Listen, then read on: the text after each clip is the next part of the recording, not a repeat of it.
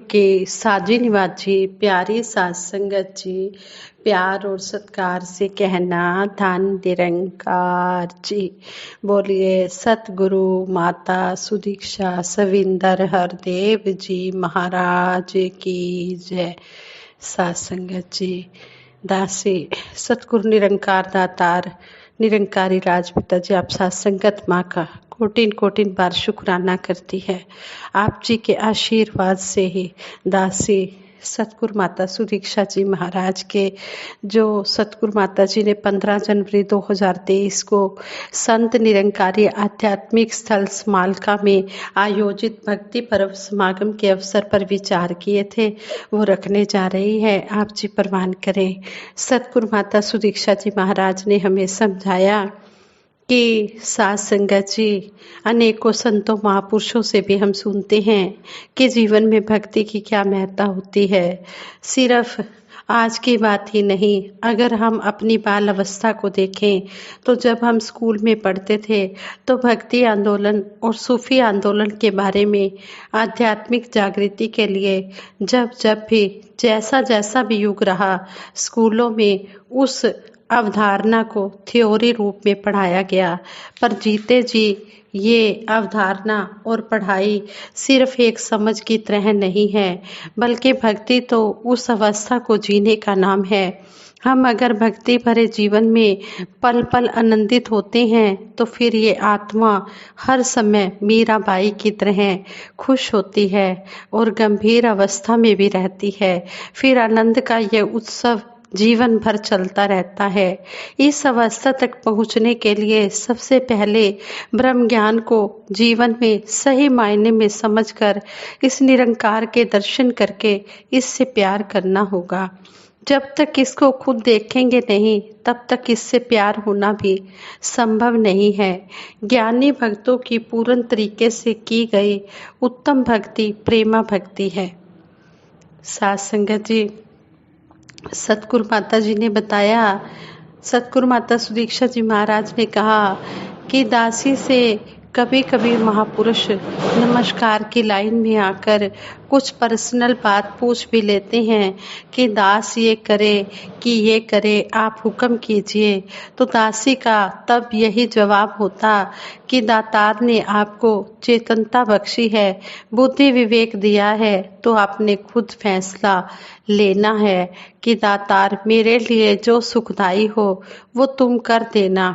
आज का समय हर एक को अलग अलग कुछ हुक्म देने का नहीं है।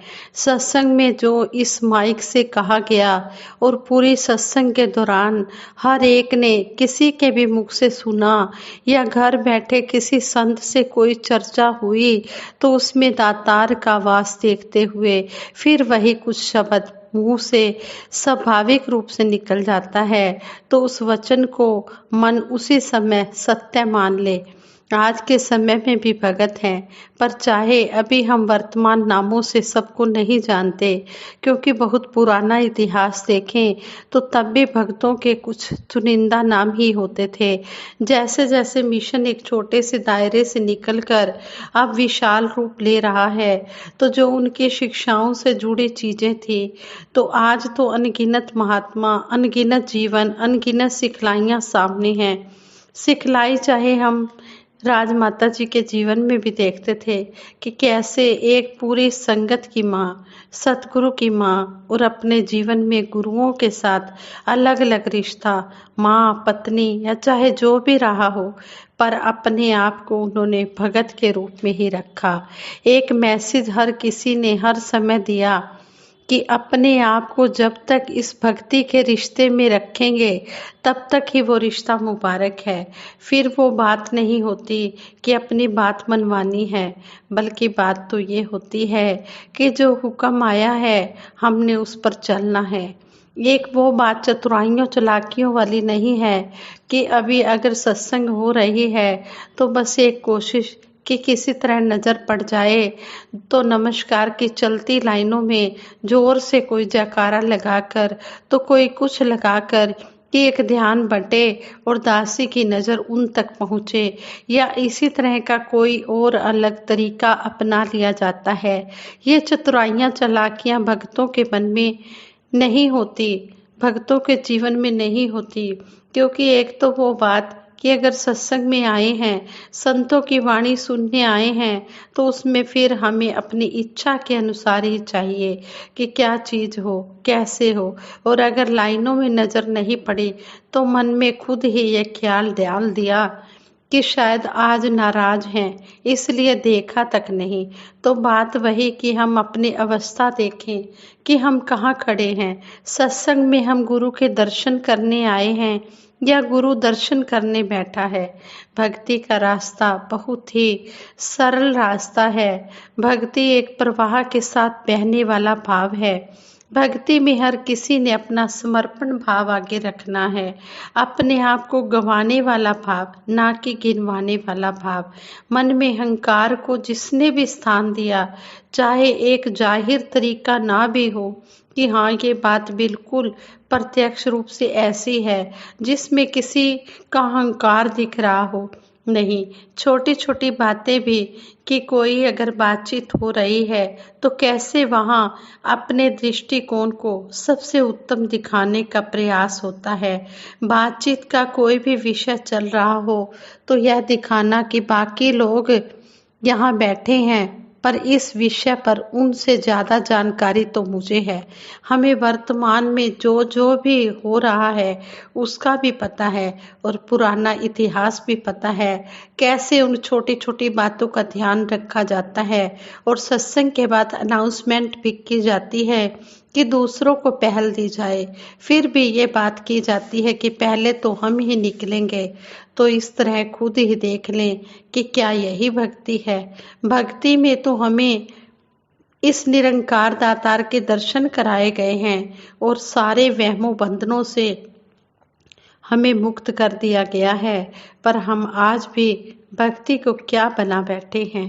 अगर हम संपूर्ण अवतार वाणी या संपूर्ण हरदेव वाणी पढ़ते हैं तो उसमें से शिक्षाएं लेने के लिए कि ये गुरु ने उस समय कहा है कि तो आज भी इसे अपने जीवन में उतना ही लागू किया जाए।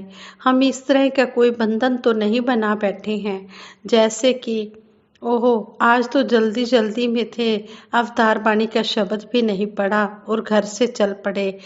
आज किसी कारण कुछ अशुभ तो नहीं हो जाएगा हमारे साथ। ओहो आज तो चरणामृत पीना ही भूल गए और घर से निकल गए, शायद आज कुछ बुरा ही हो जाएगा हमारे साथ। नहीं, जब जीते जी इस निरंकार से जुड़ाव हो गया है तो ये निराकार तो हर बंधन काटने वाला है, हर तरह के वहमों भरमों अंधविश्वासों से दूर करने वाला है। यह तो सही चीजों को सही दिखाने वाली रोशनी है और हमने इसको अपने अनुसार तोड़ मरोड़ कर क्या क्या बना दिया। चीजें तो बिल्कुल सरल हैं, उसको हमने खुद ही कितना जटिल बना लिया है। भक्ति में तो अपने आप को इस परमात्मा के आगे अर्पित कर देते हैं कि अब ये डोर आपके हाथ में है। पहले हमारा ये अहंकार हमें कुछ अलग दिशा में ले जाने की कोशिश करता था, पर अब जब आपके आगे खुद को सौंप दिया है तो फिर आप मुझे किसी दिशा में भी लेकर जाएं, चाहे हम हमारे हिसाब से ऊंचाइयों को छू रहे हैं या हमारी आर्थिक स्थिति ठीक नहीं है, तो भी मुझे पता है कि ये डोर अब आपके हाथ में है। हमने खुद को सौंपा हुआ है, तो अब ये जो भी कर रहा है यही उत्तम है। जब ऐसे भाव मन में होते हैं तो ही जीवन में भक्ति सही तरीके से प्रवेश करती है और फिर हम खुद को हटाकर, खुद को अहंकार से हटाकर भक्ति में लगाते हैं। कई बार हमें लगता है कि हम अपनी तरफ से दूसरों को अच्छे बनकर दिखाएंगे और दूसरों को कहीं ना कहीं पता लग ही जाता है कि हम बाहर से तो अच्छे बन रहे हैं पर अंदर से कोई भी काम हम हमारे अहंकार की वजह से ही कर रहे हैं। इसी पर ही एक कहानी है कि एक इंसान के मन में दान करने का भाव आया कि मैं इस काम के लिए इतना अधिक दान दूं जितना इस पूरे नगर में कभी किसी ने ना दिया हो। मैं जाकर महफिल में सबको सुनाऊं कि मैं कितना अधिक दान कर सकता हूँ, मैं दान देने में कितना सक्षम हूँ। जब उसने उस दान को सबके आगे रखा तो जिन्होंने दान स्वीकार करना था उन्होंने उस व्यक्ति से कहा कि आप जो इतना धन दे रहे हैं उसको आराम से रख देते, आपने इसे रखते समय इतना ज़्यादा शोर क्यों किया। अब वह व्यक्ति हैरान हुआ कि मैंने तो कोई शोर ही नहीं किया, जो धन मैं लाया था उसे मैंने बहुत आराम से रखा था, फिर भी ऐसी बात क्यों बोली जा रही है कि इतना शोर करते हुए धन क्यों रख रहे हो। तो वह व्यक्ति कहता है कि दरअसल ये जो शोर है ये आपने चाहे मुंह से कुछ नहीं कहा, पर ये आपके अहंकार का शोर है। आप जो दान राशि लाए हैं वो इस काम के लिए नहीं लाए, इसे आप सिर्फ इसलिए लाए हैं ताकि कुछ लोगों की नज़र में आए कि आप क्या हैं, आप क्या शक्ति रखते हैं। तो अगर उस अहंकार का शोर ना होता तो आपकी ये सेवा जरूर प्रवान होती। बात वही कि हम अपने आप को खुद ही मूर्ख बना लेते हैं कि शायद हम बहुत अच्छे एक्टर हैं, हम किसी के सामने कुछ दिखावा कर देंगे और अगला मान जाएगा। पर अपना अपना अंतर्यामी हर इंसान है, हर किसी को पता है कि वो क्या कर रहा है। भक्ति और दिखावे वाली, असली भक्ति और दिखावे वाली भक्ति के बीच एक बारीक अंतर रेखा है। अक्सर हम मन में सोच रहे होते हैं कि ये व्यक्ति अगर ये कार्य कर रहा है तो ये बहुत बड़ा भगत है, चलो हम भी ऐसा ही कर लेते हैं। तो उस व्यक्ति की भक्ति तो इसलिए कबूल होती है क्योंकि उसके मन के भाव वैसे हैं। पर यहाँ बिना भाव के नकल करके अगर कुछ किया जा रहा है तो वो हरगिज भी कबूल नहीं है। भक्ति का कोई भी रूप ले ले, चाहे एक इबादत का रूप, चाहे समर्पण का रूप, चाहे प्यार का रूप, बस वो जो भक्ति का सार होता है वो जब तक भक्ति में नहीं होता तब तक चाहे कितना भी अच्छा दिखने वाला काम कर रहे हो पर वो भक्ति नहीं हो सकती। हम पूर्ण अवतार वाणी में शहंशाह बाबा अवतार सिंह जी महाराज हमें समझाते हैं, भक्ति लोकी अजय न समझे रबनू पाना भक्ति है, छड़ के सारे वहम भुलेखे गुरु रिझाना भक्ति है। भक्ति क्या है? इस परमपिता परमात्मा को पाना ही सबसे बड़ी भक्ति है और सारे वहमों भरमों से बाहर निकल जाना ही भक्ति है। सार वहम भुलेखों से हमें सतगुरु निरंकार दातार निकाल रहा है।